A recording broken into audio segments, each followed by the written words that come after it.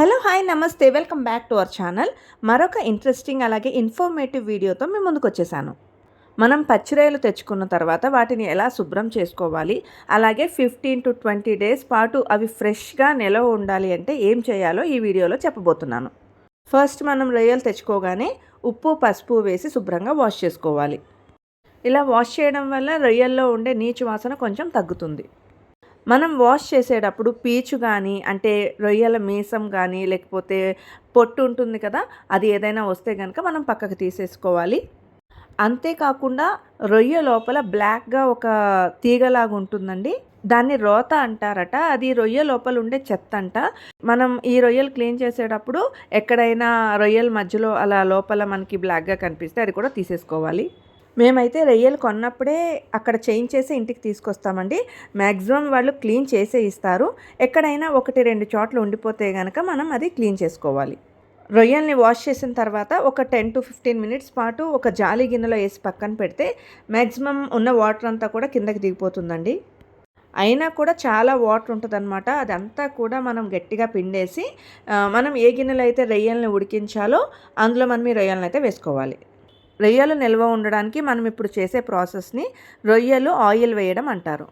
ఒక 5 to 10 minutes పాటు రొయ్యలు మగ్గిన తర్వాత మనం ఈ గిన్నెనైతే కుదపాలండి.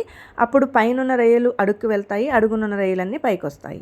ఇలా రొయ్యల్ని మగ్గించేటప్పుడు రొయ్యల్లో ఉన్న ఎక్సెస్ వాటర్ అంతా కూడా బయటకు వస్తుంది. ఒక 2 to 3 టైమ్స్ వరకు ఆ ఎక్సెస్ వాటర్ని అంతా కూడా మనం బయటకు తీసేయాలి. మళ్ళీ గిన్నెని స్టవ్ మీద పెట్టుకొని మళ్ళీ వచ్చిన వాటర్ వంపేయాలండి. ఇలా ఒక 2-3 టైమ్స్ అయితే చేయాలి.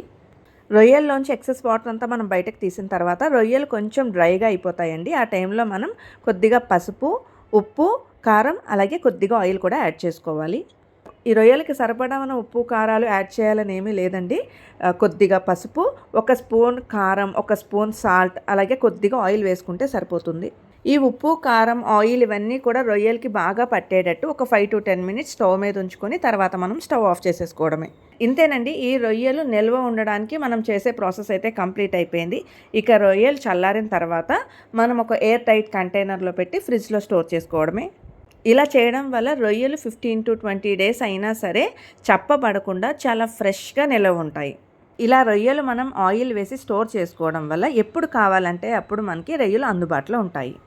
రొయ్యల్ని ఇలా ఫ్రిడ్జ్లో స్టోర్ చేసుకోవడం వల్ల ఒకరోజు రొయ్యలు కర్రీ చేసుకోవచ్చు, ఒకరోజు రొయ్యలు ఫ్రై చేసుకోవచ్చు, లేదంటే ఏదైనా వెజిటబుల్తో కలిపి కలుపు కూరగా కూడా చేసుకోవచ్చు. ఇప్పటికే మన ఛానల్లో నేను పచ్చి రొయ్యలు ఎగ్ ఫ్రై అలాగే పచ్చి రొయ్యలు వంకాయ గ్రేవీ కర్రీ కూడా చూపించాను.